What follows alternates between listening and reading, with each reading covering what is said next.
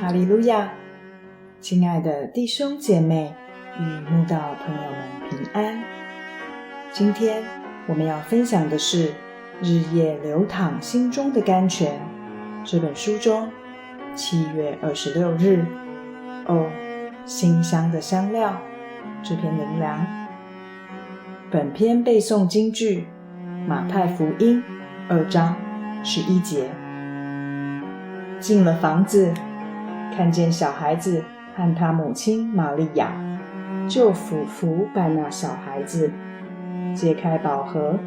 拿黄金、乳香、没药为礼物献给他。价值不菲的乳香、没药与沉香，都是圣经里时常提到的香料。耶稣于伯利恒诞生时，几个东方博士来朝拜他，就是拿着黄金、乳香与没药等贵重香料为礼物献给他。后来当耶稣于石架上受难时，尼哥底母也是带着没药和沉香等珍贵香料去包裹他。这两件事情的发生，都是神在昭告世人耶稣的出生与受死，一个在马槽，一个在十字架。眼看真是卑微，但丝毫无损于耶稣是神的荣耀尊贵，因为人们都是拿着最贵重的香料去献给他。乳香、没药与沉香这3种香料都带着苦味，也只有经过烈火焚烧，才能散发出馨香之气。而且越是燃烧猛烈的火焰，越能逼出它们内藏的浓厚香味。好比神的儿女在试炼中，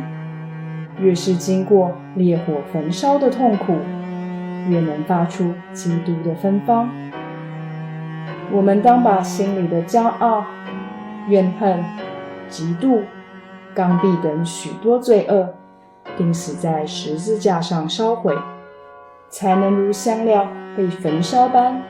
大大发出属灵之人的芳香之气。想要得到乳香与没药的唯一方法，就是将其树皮割开，让伤口流出汁液，等到汁液干掉结成凝块，这凝块就是珍贵的乳香与没药了。外表不起眼的沉香树，其形成沉香的过程，更是一部奇异的苦难史。好好的一棵沉香树，并不能形成沉香，只有当树因各种伤害或侵蚀而造成伤口，伤口又被细菌感染而分泌出大量油脂，这些油脂结成块后，才是宝贵的沉香。大自然无奇不有，沉香树这个大自然瑰宝，竟是以其腐烂的伤口来缔造非凡的价值。这是神创造的奇妙。他在教导我们，沉香树若没有经历如此痛苦的磨难，到头来也只是森林中的一棵普通树木而已，根本结不出价值连城的沉香来。好比基督徒也只有经过受苦的历程，才能拥有受苦形成的伤痕，而这伤痕就是让人得到金冠冕的凭据。愿我们都如这些芳香的香料，在痛苦伤害中，在烈火焚烧里，散发出充满了感谢与赞美的宜人香气，让人看出我们真是有基督